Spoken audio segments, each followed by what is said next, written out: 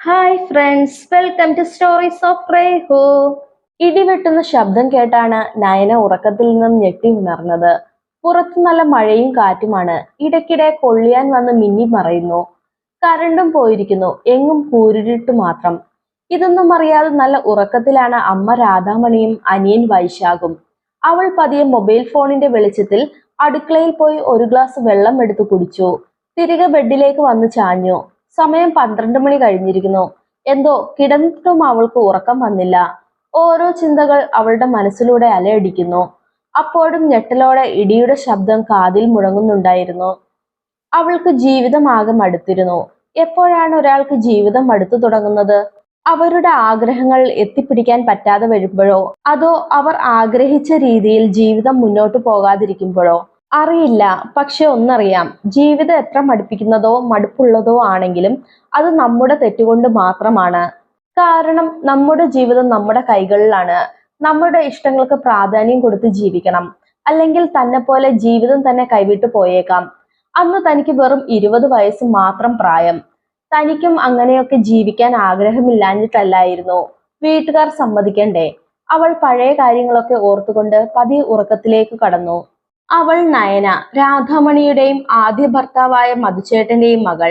അവൾക്ക് 8 വയസ്സുള്ളപ്പോഴാണ് അച്ഛൻ മധുവിന്റെ മരണം.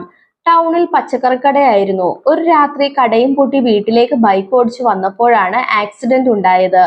ഹോസ്പിറ്റലിൽ എത്തുന്നതിന് മുന്നേ മരിച്ചിരുന്നു. പിന്നീട് കട രാധാമണി ചേച്ചി ഏറ്റെടുത്തു നടത്തി. തനിക്കിനി വേറെ ഒരു വിവാഹം വേണ്ട എന്ന് പറഞ്ഞ രാധാമണി ചേച്ചിയെ വീട്ടുകാർ തന്നെ നിർബന്ധിച്ചാണ് വേറെ കല്യാണം നടത്തിയത്. മോളെ, നിനക്കൊരു പെൺകുഞ്ഞാണ്. നിനക്കും ഒരു ആൺതുണ വേണ്ടേ? ഞങ്ങളുടെ കാലം കഴിഞ്ഞാൽ പിന്നെ നീ എന്ത് ചെയ്യും? നിന്നെ ഓർത്തിട്ട് ഞങ്ങൾക്ക് മനസ്സമാധാനമില്ല. വീട്ടുകാരുടെ വാക്കുകേട്ട് മനസ്സലിഞ്ഞാണ് രാധാമണിയും വിവാഹത്തിന് സമ്മതിച്ചത്. എല്ലാം അറിഞ്ഞുകൊണ്ട് തന്നെയാണ് സുധാകരൻ അവളുടെ ജീവിതത്തിലേക്ക് കടന്നു വന്നത്. സുധാകരനും രാധാമണിയും തമ്മിൽ 10 വയസ്സിന്റെ പ്രായവ്യത്യാസം ഉണ്ടായിരുന്നു. എങ്കിലും സുധാകരന് രാധാമണിയെ ജീവനായിരുന്നു. സുധാകരനും ഇത് 2ാം വിവാഹമായിരുന്നു. ആദ്യ ഭാര്യ വീടിനടുത്തുള്ള ഒരു ചെറുപ്പക്കാരന്റെ കൂടെ ഒളിച്ചോടി പോയിരുന്നു. കുട്ടികളൊന്നും ഉണ്ടായിരുന്നില്ല. വെറും 3 മാസത്തെ ബന്ധമേ ആ ദാമ്പത്യത്തിനുണ്ടായിരുന്നുള്ളൂ. KSRTCയിലെ താൽക്കാലിക ഡ്രൈവറായിരുന്നു സുധാകരൻ. വിവാഹത്തിന്റെ ആദ്യ നാളുകളിലൊക്കെ രാധാമണിയോട് വലിയ സ്നേഹമായിരുന്നു. മോളോടും നല്ല കാര്യമായിരുന്നു. സ്വന്തം മോളെ പോലെ തന്നെയാണ് അവളോടും പെരുമാറിയിരുന്നത്.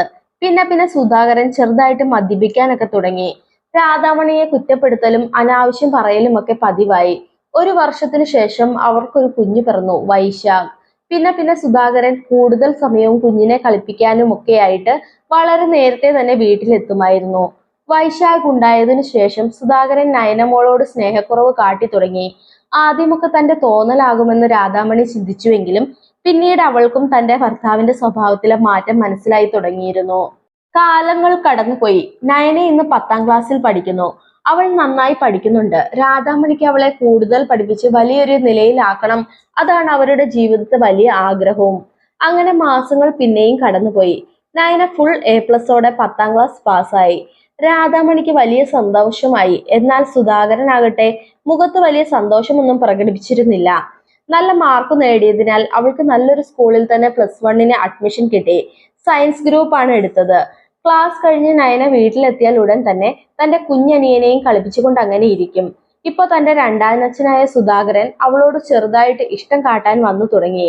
പലപ്പോഴും രാധാമണി കുളിക്കാൻ കയറിയാൽ പിന്നെ നയനയും സുധാകരനും കുഞ്ഞും മാത്രമേ വീട്ടിലുള്ളൂ. കുഞ്ഞിനെ കളിപ്പിച്ചുകൊണ്ടിരിക്കുന്ന നയനയുടെ അടുത്തേക്ക് അയാൾ വന്ന് അവളുടെ തലയിൽ കൈവച്ച് തലോടിക്കൊണ്ട് ചോദിച്ചു, മോൾക്ക് കാശിന് എന്തെങ്കിലും ആവശ്യമുണ്ടെങ്കിൽ അച്ഛനോട് ചോദിക്കണേ, മടിയൊന്നും വിചാരിക്കണ്ട. പതുക്കെ പതുക്കെ തലോടൽ തലയിൽ നിന്നും അവളുടെ കഴുത്തിലേക്ക് കടന്നപ്പോൾ കൈ തട്ടി മാറ്റിക്കൊണ്ട് അവൾ കുതറി മാറും. പിന്നെ മുറിയിൽ കയറി വാതിലടയ്ക്കും. അവസരം കിട്ടിയപ്പോഴൊക്കെ അയാൾ അവളുടെ അടുത്ത് ചെന്ന് ഇത്തരം പ്രവർത്തികൾ പതിവാക്കിക്കൊണ്ടിരുന്നു. അവൾ ആകെ പേടിച്ചു പോയിരുന്നു. അവളെ അത് വല്ലാണ്ട് അലട്ടിക്കൊണ്ടിരുന്നു. അയാൾ ഉള്ളപ്പോഴെല്ലാം അവൾ ആ വീട്ടിൽ മൗനത്തോടെ മാറിയിരുന്നു തുടങ്ങി. അവളുടെ ആ പഴയ കളിയും ചിരിയും എല്ലാം കുറഞ്ഞതോടെ രാധാമണിയും അവളെ ശ്രദ്ധിച്ചു തുടങ്ങി. നയന മോളെ, എന്താ അമ്മേ? എന്ത് പറ്റിയടി നിനക്ക്? ഒന്നുമില്ലമ്മേ. അല്ല, കുറച്ച് ദിവസങ്ങളായി ഞാൻ നിന്നെ ശ്രദ്ധിക്കുന്നു. എന്തായാലും അമ്മയോട് പറ മോളെ. ക്ലാസ്സിൽ വല്ല ബുദ്ധിമുട്ടുമുണ്ടോ നിനക്ക്? ഇല്ലമ്മേ, അമ്മയ്ക്ക് വെറുതെ തോന്നുന്നതാ. എനിക്ക് ഒരുപാട് പഠിക്കാനുണ്ട്, അതാ. എന്നാ മോള് കുഞ്ഞിനെ ഒന്ന് നോക്ക്. അമ്മ വേഗം കുളിച്ചിട്ട് വരാം. എന്നിട്ട് പോയിരുന്നു പഠിച്ചോളൂ. ശരി അമ്മേ. രാധാമണി കുളിക്കാൻ കയറി. താമസിക്കാതെ സുധാകരനും വീട്ടിലെത്തി. അമ്മ എന്തേ മോളെ? കുളിക്കാൻ പോയേക്കുവാണ്. പേടിയോട് അവൾ പതിഞ്ഞ സ്വരത്തിൽ പറഞ്ഞൊപ്പിച്ചു. മോൾ അല്പം വെള്ളമെടുത്തേ, വല്ലാത്ത ദാഹം. അവൾ വെള്ളമെടുക്കാനായി അടുക്കളയിലേക്ക് പോയി.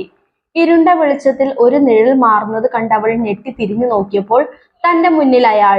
അവൾ ഭയന്നു വിറച്ചു. അയാൾ കൈകൾ അവളുടെ തോളിൽ വെച്ച് ചോദിച്ചു, മോൾ എന്തിനാ എന്നെ കാണുമ്പോൾ ഇങ്ങനെ പേടിച്ചു മാറുന്നത്? മോളെ ഈ അച്ഛന് വലിയ ഇഷ്ടമാ, അതുകൊണ്ടല്ലേ മോളെ കെട്ടിപ്പിടിക്കുന്നതും ഉമ്മ വെക്കുന്നതുമെല്ലാം.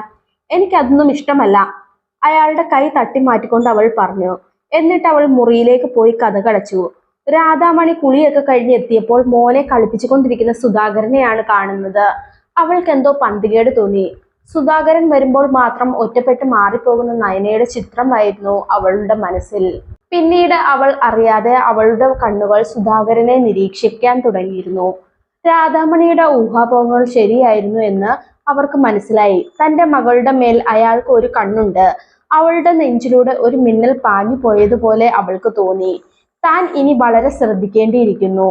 അന്ന് രാത്രി ഉറങ്ങാൻ കിടന്നപ്പോഴും രാധാമണിയുടെ മനസ്സിൽ ഈ ഒരൊറ്റ ചിന്ത മാത്രമായിരുന്നു. നയന. അവൾ വളർന്ന ഒരു പെണ്ണായപ്പോൾ അയാൾ അവളോട് ഇഷ്ടം കാട്ടി തുടങ്ങുന്നു. അവൾക്ക് വേണ്ടി എല്ലാത്തിനും അയാൾ മുൻകൈ എടുക്കുന്നു. താൻ അവളെ ഒന്ന് വഴക്ക് പറഞ്ഞാൽ പോലും അയാൾ സമ്മതിക്കില്ല. അവൾ ഒരു കൊച്ചു കുട്ടിയല്ല, അവളെ ഒന്നും പറയണ്ട എന്നൊക്കെ പറഞ്ഞിരുന്നത് രാധാമണി മനസ്സിൽ ഓർത്തു. മാസങ്ങൾ കഴിഞ്ഞപ്പോൾ സുധാകരന്റെ ഗൾഫിൽ നിന്ന് വന്ന ഒരു ബന്ധു വീട്ടിലേക്ക് വന്നു. അയാൾ സുധാകരന് ഒരു ഡ്രൈവർ വിസയുമായിട്ടായിരുന്നു വന്നിരുന്നത്. വിസയ്ക്ക് കാശൊന്നും കൊടുക്കണ്ടെന്നും ടിക്കറ്റ് മാത്രം എടുത്താൽ മതിയെന്നും പറഞ്ഞു. നല്ലൊരു കമ്പനിയിലേക്കായിരുന്നു ജോലി. പിന്നൊന്നും നോക്കിയില്ല. രാധാമണി തന്നെ മുൻകൈ എടുത്ത് സുധാകരനെ ജോലിക്കായി ഗൾഫിലേക്ക് അയച്ചു. അങ്ങനെ ഇടയ്ക്ക് എങ്ങോ നഷ്ടപ്പെട്ടു പോയ ആ പഴയ ഉത്സാഹവും സന്തോഷവും എല്ലാം വീണ്ടും ആ വീട്ടിൽ അലയടിച്ചു. നയനയുടെ മുഖത്തും ആ പഴയ പ്രസരിപ്പും സന്തോഷവും തിരികെ വന്നു. മാസങ്ങൾ കടന്നുപോയി. സുധാകരന് ഗൾഫിൽ ഉയർന്ന ശമ്പളം തന്നെ കിട്ടുന്നുണ്ടായിരുന്നു. അതിൽ നിന്നൊരു തുക അയാൾ മാസാമാസം രാധാമണിക്കും അയച്ചു കൊടുത്തിരുന്നു. 2 വർഷത്തിന് ശേഷം നയന ഫുൾ A+ഓടെ +2 പാസ്സായി. വീട്ടിൽ സന്തോഷത്തിന്റെ നാളുകളായിരുന്നു. മെഡിസിന് പോകാനായിരുന്നു അവളുടെ ആഗ്രഹം. രാധാമണിക്കും കുഴപ്പമില്ലായിരുന്നു. എന്നാൽ സുധാകരനോട് അഭിപ്രായം ചോദിച്ചപ്പോൾ അതിനൊക്കെ ലക്ഷങ്ങൾ വേണ്ടി വരുമെന്നും അവളെ വല്ല ഡിഗ്രിക്കും ചേർത്താൽ മതിയെന്നുമാണ് അയാൾ പറഞ്ഞത്.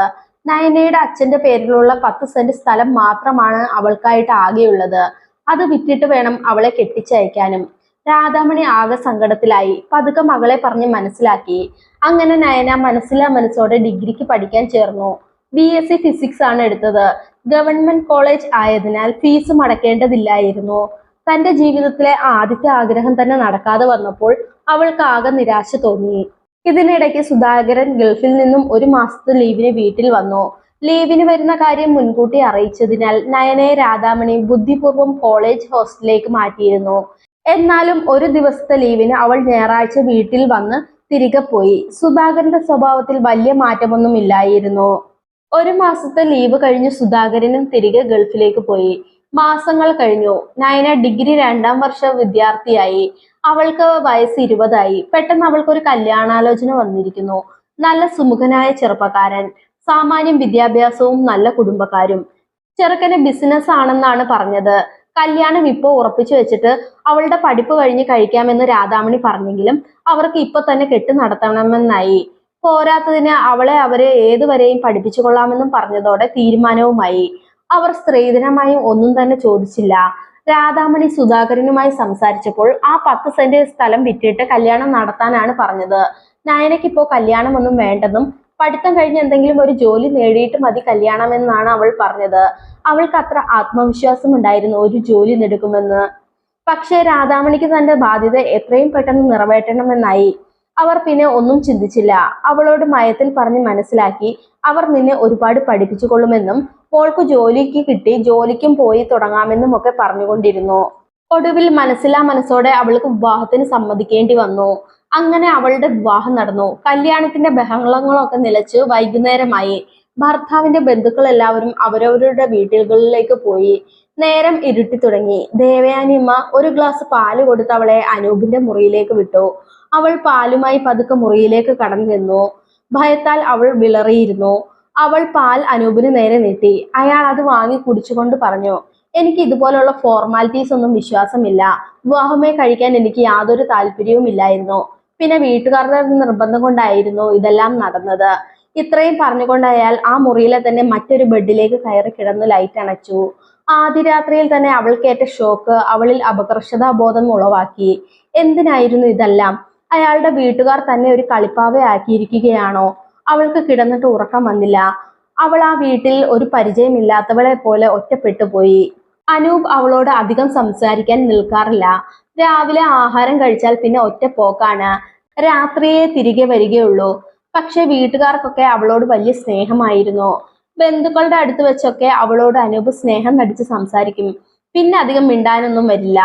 അവൾക്ക് ആകെ സങ്കടമായി. അവൻ അങ്ങനെയാ മോളെ, വിഷമിക്കണ്ടേട്ടോ, എല്ലാം ശരിയാകും. ദേവയാനിയമ്മ അവളെ ആശ്വസിപ്പിച്ചു. എല്ലാം ശരിയാകുമെന്ന പ്രതീക്ഷയോടെ നയനയും കാത്തിരുന്നു. ഒന്നും ശരിയാകുന്നില്ല. ഇനി ആ പ്രതീക്ഷയുമില്ല. അവളുടെ പഠിപ്പ് മുടങ്ങിയതോടെ അവൾക്ക് ആകെ വിഷമയമായി. ഇതൊന്നും അവൾ അമ്മ രാധാമണിയെ അറിയിച്ചിരുന്നില്ല. പതുക്കെ പതുക്കെ അനൂപ് അവളോട് വല്ലപ്പോഴും സംസാരിക്കും. ബിസിനസ് ആവശ്യങ്ങൾക്കായി പോകുന്നുവെന്നും 3 ദിവസം കഴിഞ്ഞേ വരികയുള്ളൂ എന്നൊക്കെ പറഞ്ഞ് അയാൾ വീട്ടിൽ നിന്നും പോകുമായിരുന്നു. അവൾ അതെല്ലാം വിശ്വസിച്ചു പോന്നു. പക്ഷെ സത്യം അറിഞ്ഞവൾ ഞെട്ടിപ്പോയി. അയാൾ പോകുന്നത് ഒരു ആൺസുഹൃത്തിന്റെ കൂടെയാണെന്നും ഒരുപാട് നാളത്തെ ബന്ധമാണ് അതെന്നും അവൾ അറിഞ്ഞു. ആ ബന്ധം തുടരാതിരിക്കാനാണ് വീട്ടുകാർ അയാളെ കൊണ്ട് അവളെ വിവാഹം കഴിപ്പിച്ചതെന്നും അവൾ മനസ്സിലാക്കി. അയാൾക്കൊരിക്കലും സ്ത്രീകളോട് താല്പര്യമില്ലായിരുന്നു. വീണ്ടും അയാൾ വീട്ടിൽ നിന്ന് പോകാൻ തുടങ്ങിയപ്പോൾ അവൾ സത്യം തുറന്നു ചോദിച്ചു. അയാൾ അതെല്ലാം സമ്മതിക്കുകയും ചെയ്തു. അയാൾക്ക് അവനില്ലാതെ ജീവിക്കാൻ കഴിയില്ലത്രേ.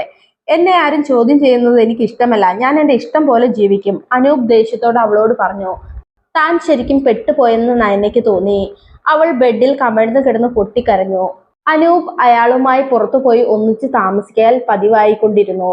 ചോദിച്ചാൽ അയാൾ അവളെ ഉപദ്രവിക്കും. പിന്നെ അയാൾ ഒരു ഭ്രാന്തനെ പോലെ ആയിരിക്കും അവളോട് പെരുമാറുക. തല പിടിച്ച് ഭിത്തിക്കിട്ടിരിക്കും. സിഗരറ്റ് കത്തിച്ച് കുറ്റി അവളുടെ ദേഹത്തൊക്കെ കുത്തി പൊള്ളിക്കും. അത് കണ്ട് അയാൾ ആനന്ദിക്കും. ശരിക്കും അയാൾ ഒരു സൈക്കോ ആയിരുന്നു. നയനയ്ക്ക് ഒട്ടും അവിടെ പിടിച്ചു നിൽക്കാൻ കഴിഞ്ഞില്ല. അവൾ എന്നേക്കുമായ ആ വീടിന്റെ പടിയിറങ്ങി. തന്റെ വീട്ടിൽ തിരിച്ചെത്തിയ നയന നടന്നതൊക്കെ അമ്മ രാധാമണിയോട് പറഞ്ഞു. എല്ലാം കേട്ട് കഴിഞ്ഞപ്പോൾ രാധാമണിക്ക് അവരോട് തന്നെ കുറ്റബോധം തോന്നി. താൻ കാരണമാണ് തന്റെ മകൾക്ക് ഈ ഗതി വന്നതെന്നോർത്ത് രാധാമണിക്ക് സഹിക്കാൻ കഴിഞ്ഞില്ല. സാരമില്ല മോളെ, ഈ അമ്മയോട് ഒന്ന് ക്ഷമിക്ക്, രാധാമണി മകളോട് കൈ കൂപ്പിക്കൊണ്ട് പറഞ്ഞു. പിന്നെ മുടങ്ങിപ്പോയ തന്റെ പഠനം വീണ്ടും ആരംഭിച്ചു.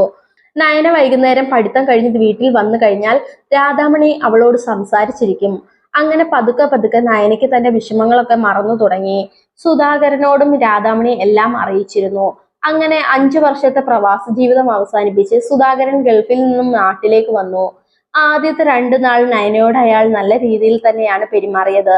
അയാളുടെ പഴയ സ്വഭാവമൊക്കെ മാറിയെന്ന് അവളും കരുതി. പിന്നെ പതുക്കെ പതുക്കെ സുധാകരൻ അവളുടെ അടുത്ത് ആ പഴയ സ്വഭാവം എടുക്കാൻ തുടങ്ങിയിരിക്കുന്നു. തന്ത്രപൂർവ്വം നയന അതിൽ നിന്നെല്ലാം ഒഴിഞ്ഞു മാറി നിന്നു. എന്നാൽ ഒരു ഞായറാഴ്ച രാധാമണിക്ക് ശരീരത്തിന് വല്ലാത്ത ചൂടും നല്ല ക്ഷീണവും അനുഭവപ്പെട്ടു. തീരെ വയ്യാത്ത അവസ്ഥ വന്നപ്പോൾ ഉടൻ തന്നെ സുധാകരൻ രാധാമണിയെയും കൂട്ടി ഹോസ്പിറ്റലിലേക്ക് പോയി. ഡോക്ടർ പരിശോധിച്ച് പറഞ്ഞു, വൈറൽ പനിയാണ്, അഡ്മിറ്റ് ചെയ്യണം, 5 ദിവസത്തേക്ക് ഇഞ്ചക്ഷൻ എടുക്കേണ്ടതാണ്. രോഗിയുടെ കൂടെ സ്ത്രീകൾക്കേ നിൽക്കാൻ പറ്റുള്ളൂ. ഉടൻ തന്നെ നയനയെ വിളിച്ചുകൊണ്ടുവരാനായി രാധാമണിയോട് പറഞ്ഞിട്ട് സുധാകരൻ വീട്ടിലേക്ക് ചെന്നു. വാതിൽ ചാരിയിട്ടേ ഉണ്ടായിരുന്നുള്ളൂ. അയാൾ അകത്തേക്ക് കടന്നു. നയനയുടെ മുറിയിലേക്ക് കടന്നു ചെന്നപ്പോൾ അവൾ മൊബൈൽ ഫോണും നോക്കിക്കൊണ്ട് കിടക്കുകയായിരുന്നു. അയാളെ കണ്ടതും പെട്ടെന്ന് ചാടി എണ്ണീറ്റു. അയാളുടെ നോട്ടത്തിൽ നിന്നും അവൾക്ക് എന്തോ പന്തികേട് തോന്നിയിരുന്നു. ഉടൻ തന്നെ അവൾ അയാൾ അറിയാതെ തന്റെ ഫോണിലെ വീഡിയോ ക്യാമറ ഓൺ ആക്കിയിട്ട് അലമാരിയുടെ സൈഡിലേക്ക് വെച്ചു. മോളെ, അമ്മയ്ക്ക് വൈറൽ പനിയാണ്, അഡ്മിറ്റ് ആക്കിയിരിക്കുവാണ്. അവളൊന്ന് മൂളി. തീക്ഷ്ണതയോടെ അവളെ തന്നെ നോക്കിക്കൊണ്ട് അയാൾ നയനയുടെ തോളിൽ കൈകൾ വെച്ചു. മോള് പേടിക്കണ്ട, നമുക്ക് കുറച്ചു കഴിഞ്ഞ് അമ്മയെ കാണാൻ പോകാട്ടോ, അവളെ കെട്ടിപ്പിടിച്ചുകൊണ്ട് അയാൾ പറഞ്ഞു. ആ കരവലയത്തിൽ കിടന്ന് അവൾ ഞെരിഞ്ഞു.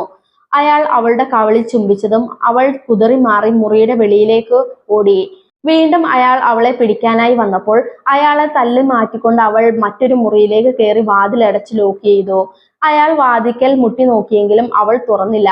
ആശുപത്രിയിൽ തന്റെ മകൾ വരാൻ താമസിക്കും തോറും രാധാമണിയുടെ നെഞ്ചിൽ തീ കോരിയിട്ടുകൊണ്ടിരുന്നു.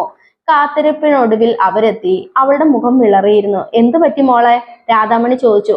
ഒന്നുമില്ലമ്മേ എന്ന് അവൾ പറഞ്ഞു. നീ അഡ്മിറ്റ് ആണെന്ന് കേട്ടപ്പോ തൊട്ട് അവൾക്ക് വല്ലാത്ത സങ്കടവും ടെൻഷനും, സുധാകരൻ രാധാമണിയോട് പറഞ്ഞു. ഹോസ്പിറ്റലിൽ നിന്നും ഡിസ്ചാർജ് ആകുന്നത് വരെ നയന അമ്മയുടെ അടുത്തു നിന്നും മാറാതെ നിന്നു. അവളുടെ മുഖഭാവത്തിൽ രാധാമണിക്ക് ആദിയായി. അവളുടെ മുഖത്തെ ഭാവവും ഭയവും ചിന്തയും രാധാമണിയുടെ മനസ്സിൽ സംശയത്തിന്റെ നിഴൽ ചാർത്തിയിരുന്നു. ഹോസ്പിറ്റലിൽ നിന്നും വീട്ടിലെത്തിയപ്പോൾ തന്നെ നയന അമ്മയോട് പറഞ്ഞ് പുറത്തേക്ക് പോയി. അവൾ ഒരുപാട് ആലോചിച്ചു. ഇനി താൻ ക്ഷമിച്ചാൽ ശരിയാവില്ല. തന്റെ ജീവിതം ഇപ്പോ ഇങ്ങനെ ആകാൻ തന്നെ കാരണം രണ്ടാം അച്ഛനായ സുധാകരനാണ്. അവൾ ഒരുപാട് ആലോചിച്ചെടുത്ത തീരുമാനമായിരുന്നു അത്. അവൾ നേരെ പോലീസ് സ്റ്റേഷനിൽ പോയി അയാൾക്കെതിരെ പരാതി കൊടുത്തു. പോലീസ് അപ്പോൾ തന്നെ അവളുടെ മൊഴി രേഖപ്പെടുത്തി കേസ് രജിസ്റ്റർ ചെയ്തു. പിറ്റേ ദിവസം അവൾ കോളേജിലേക്ക് പോയി. അമ്മയുടെ അനുവാദത്തോടെ ഹോസ്റ്റലിൽ തന്നെ നിൽക്കാൻ തീരുമാനിച്ചു. യാത്ര ഒഴിവാക്കാനാണെന്നാണ് അവൾ അമ്മയോട് പറഞ്ഞത്. എന്നാൽ രാധാമണിക്കും കാര്യങ്ങൾ മനസ്സിലായിരുന്നു. അങ്ങനെ കേസും കോടതിയും ഒക്കെയായി. ഭാര്യ രാധാമണിയും അയാൾക്കെതിരെ മൊഴി കൊടുത്തിരുന്നു. കൂടാതെ മൊബൈൽ ദൃശ്യങ്ങളും അയാൾക്കെതിരായ ഒന്നാന്തരം തെളിവായിരുന്നു. ഒടുവിൽ ജാമ്യമില്ലാ വകുപ്പുകൾ ചാർത്തി സുധാകരനെ അറസ്റ്റ് ചെയ്ത് ജയിലിൽ അടച്ചു. പിന്നീടുള്ള അവരുടെ ജീവിതം വളരെ സന്തോഷത്തിലായിരുന്നു. 6 വയസ്സുകാരൻ വൈശാഖ് തന്റെ അച്ഛൻ ഇപ്പോഴും ഗൾഫിലാണ് എന്ന വിശ്വാസത്തിലാണ്. നയനയാകട്ടെ ഡിഗ്രി നല്ല മാർക്കോടെ പഠിച്ച് ബാങ്ക് ടെസ്റ്റ് എഴുതി സ്റ്റേറ്റ് ബാങ്കിൽ ജോലിയും നേടി. എല്ലാ വെല്ലുവിളിയെയും അതിജീവിച്ച് തന്റെ അമ്മയെയും കുഞ്ഞനിയനെയും നോക്കി സുഖമായി ജീവിക്കുന്നു. ഇനി അവൾക്ക് ഒറ്റ ആഗ്രഹമേ ഉള്ളൂ. തനിക്ക് നേടാൻ കഴിയാതിരുന്നത് തന്റെ അനിയനിലൂടെ നേടിയെടുക്കണം. അവനെ പഠിപ്പിച്ച് ഒരു ഡോക്ടർ ആക്കണം. അതിനാണ് അവൾ ഇനി ജീവിക്കുന്നത് തന്നെ. ജീവിതം ഒന്നേ ഉള്ളൂ. ഇനിയെങ്കിലും തനിക്ക് ഇഷ്ടമുള്ള കാര്യങ്ങളൊക്കെ ചെയ്ത് ആർക്കും ഒരു ദ്രോഹവും ചെയ്യാതെ സന്തോഷമായി ജീവിതം ജീവിച്ചു തീർക്കണം.